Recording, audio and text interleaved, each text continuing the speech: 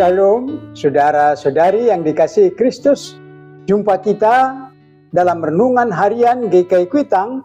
Hari ini Senin 20 April 2026. Firman Tuhan menjadi pokok renungan kita, terambil dari 1 Korintus 15 ayat 14 sampai 15a. Saya bacakan untuk kita. Demikian firman Tuhan ini. Andai kata Kristus tidak dibangkitkan, sia-sialah pemberitaan kami dan sia-sia jugalah kepercayaan kamu. Lebih daripada itu, kami ternyata berdusta terhadap Allah. Demikian firman Tuhan ini. Berbahagialah kita yang mendengar firman Tuhan dan yang tekun melaksanakannya. Dari ayat ini, pokok pikiran atau tema kita berbunyi, bila tanpa kebangkitan. Saudara-saudari yang dikasihi Kristus, kita lanjutkan lagi memaknai Paskah.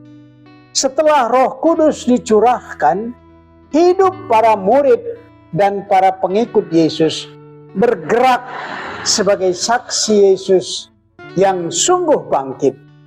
Namun imam-imam, orang-orang Farisi, ahli-ahli Taurat merasa dipermalukan sehingga mereka melawan kesaksian itu dengan kekerasan.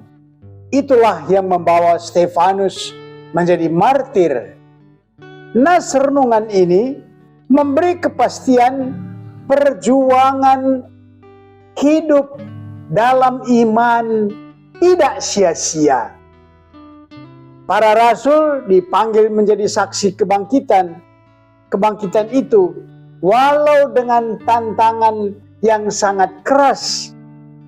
Ada murid Yesus yang dibunuh karena kesaksiannya. Salah satu rasul, yaitu Paulus, memberitakan Injil, membuat dia dimusuhi oleh orang Yahudi karena dituduh merombak hukum Taurat. Juga di Filipi, Paulus dan Silas dituduh membuat kekacauan. Dia diserang oleh preman pasar dan diseret ke penjara.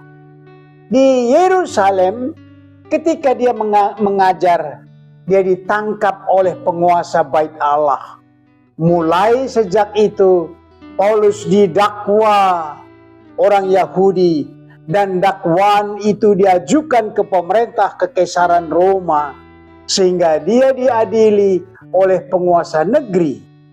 Tetapi dakwaan di pengadilan yang tidak adil itu, dia menyatakan naik banding sehingga perkaranya harus diselesaikan oleh pengadilan di Roma, ibu kota kekaisaran. Nah, renungan hari ini memberi beberapa pokok yang meneguhkan iman kita. Pertama, perjuangan hidup dengan iman kepada Kristus tidak sia-sia. Seperti petani menggarap ladang, menabur benih dengan harapan panen berlimpah. Bila benih yang ditabur sungguh unggul, maka tiba saat panen yang berlimpah. Kedua, banyak orang menyatakan beriman kepada Tuhan, namun tanpa kebangkitan. Maka iman seperti itu adalah kosong.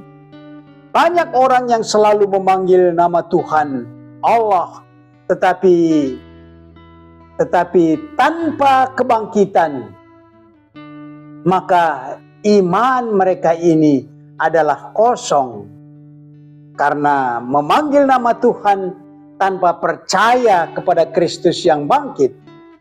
Bagi orang Kristen, tanpa kebangkitan, maka salib itu menjadi kematian tragis.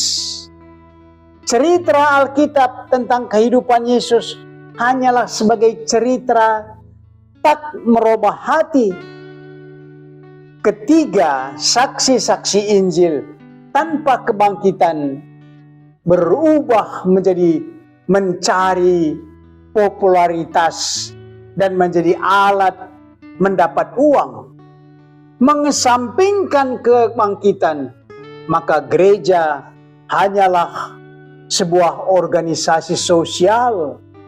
Berkhotbah hanyalah memikat agar orang membawa persembahan. Tetapi karena kebangkitan, maka iman memiliki power, menjadikan hidup yang penuh harapan. Mari kita aplikasikan renungan ini dengan pokok-pokok berikut.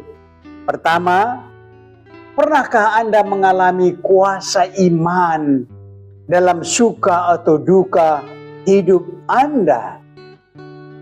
Yang kedua, bagaimana Anda melaksanakan tugas kesaksian iman Anda? Yang ketiga, iman itu berkuasa. Bagaimana kita mendapat kuasa iman itu? Mari berdoa. Allah Roh Kudus, sumber kuasa iman kami, arahkanlah hati dan pikiran kami, agar kami mampu menjadi saksi Kristus. Amin.